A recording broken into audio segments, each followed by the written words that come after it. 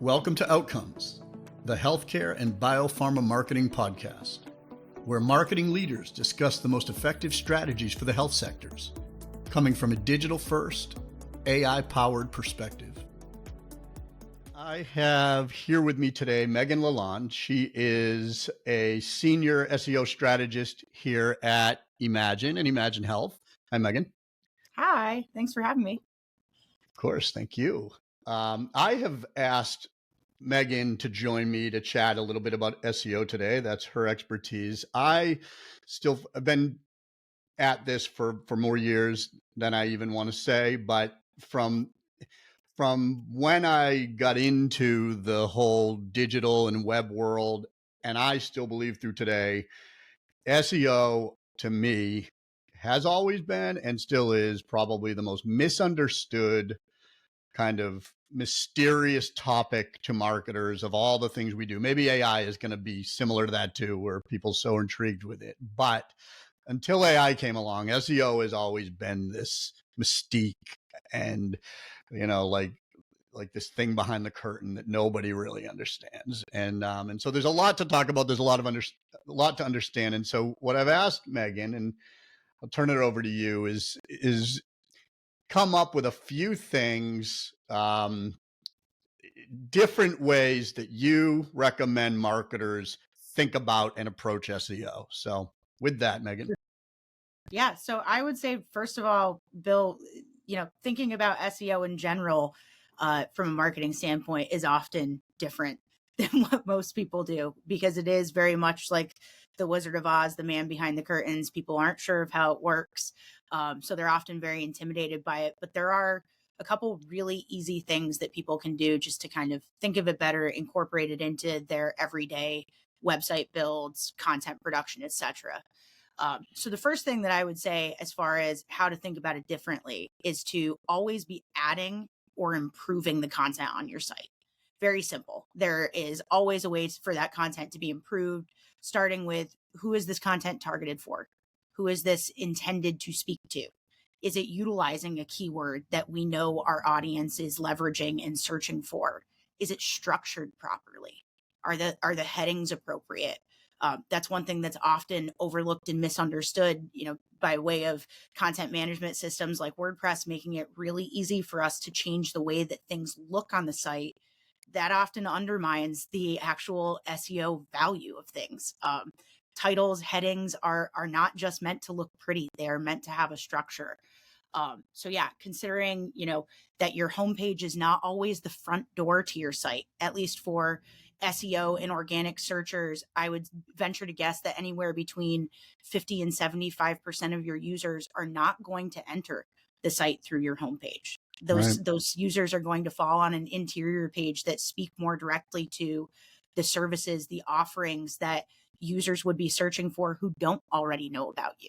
So that's a big difference. That's a huge difference. And again, just thinking about this in general is kind of step one to admitting you might have an SEO problem. Yeah.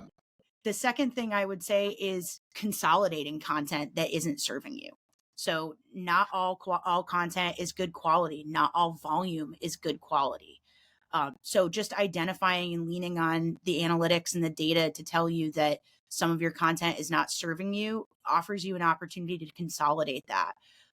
Often it can be, consolidated with canonicals. So in other words, telling search engines to deprioritize one page over another that might offer similar content, or combining it into a longer form article, which as we know, just from being in the industry as long as we have, longer form content is often better ranking.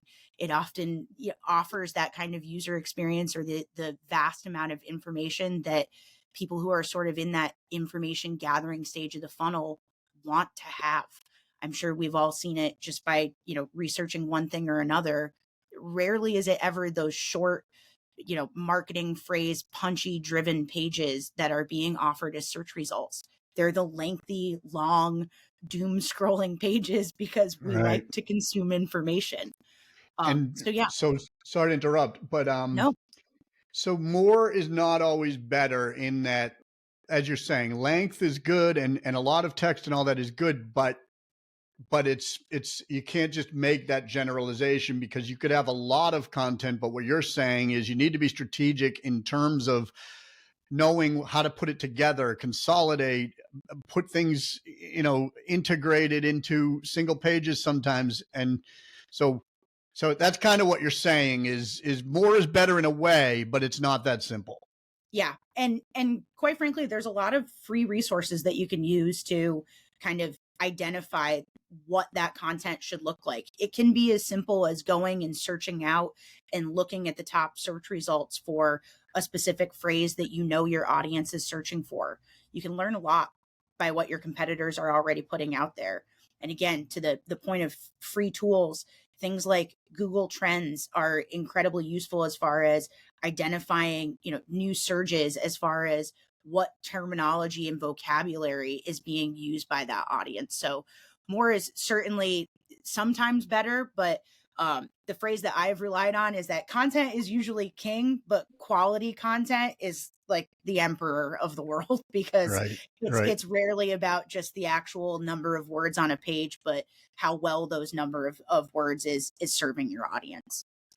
Yeah, and I think, and we could actually reserve this for a future conversation, but I think the quality versus quantity debate is probably one of the biggest things that a typical layman marketer struggles with in understanding SEO strategy, including myself, because we know we need both. We also know that all content isn't going to be gold. Yep. And, so, I mean, maybe that's a future conversation with us, Yeah. but Yeah. And again, I think for me, just being, familiar with the number of clients and in the range of industries that I deal with, it does come down to that, identifying which pages are intended to speak to your audience at different parts of the funnel. right. um, because kind of your main site structure is most often going to speak to somebody who's already familiar with your brand, already familiar with your service offerings. The parts of your website that are specifically useful for search engine optimization are going to be those blogs that speak to users at a very informational gathering state who don't know about you, that you're Right. answering questions and providing answers to questions that they may need and then lean on you for in the future. That's a very Yeah, big difference, a critical one, I think, to point out. makes sense. Yeah. Yeah, and I guess to follow it up, I would say my third point is to really think critically and technically about your site, the site structure, and embrace change. You mentioned leveraging AI and how that can be useful to people who aren't experts in this area. So leveraging AI to help you and assist you with things like keyword research, heading structure. If you aren't an expert, you don't have to be today. Right. It's also really useful, and we've used it ourselves just as far as writing structured data for your site. Yeah. When I say structured data, I'm speaking specifically about JSON LD schema language that is essentially a header script that we add to the page that calls out very specific pieces of information on a web page for search engines, makes it really clear, allows you to get things like featured snippets and those kind of enhanced search results listings that Hmm. we all know drive up user engagement, as far as users being able to click through your site, wanting to click through to your site. And then, yeah, kind of considering your site's overall performance from a user experience and functionality perspective. So, making sure that your site is loading quickly, making sure that you have very clear steps for your user to take once they've read your content, once they've gotten to that page. What do you want them to do next? Is it download an ebook? Is it schedule a consultation? Is it call and request a demo? Those things are often, very overlooked to a degree, and they do absolutely just kind of benefit that overall broader SEO conversation as far as making that volume of traffic quality traffic. Got it. Got it. Well, this Yeah, was awesome. Yeah, I think you just gave a complete SEO tutorial in under 10 minutes, um, which is phenomenal. All right. Well, thanks, cool. Megan. This was awesome. And I'm sure we'll be talking many more times on here in the future. Sounds great. Thanks for having me, Bill.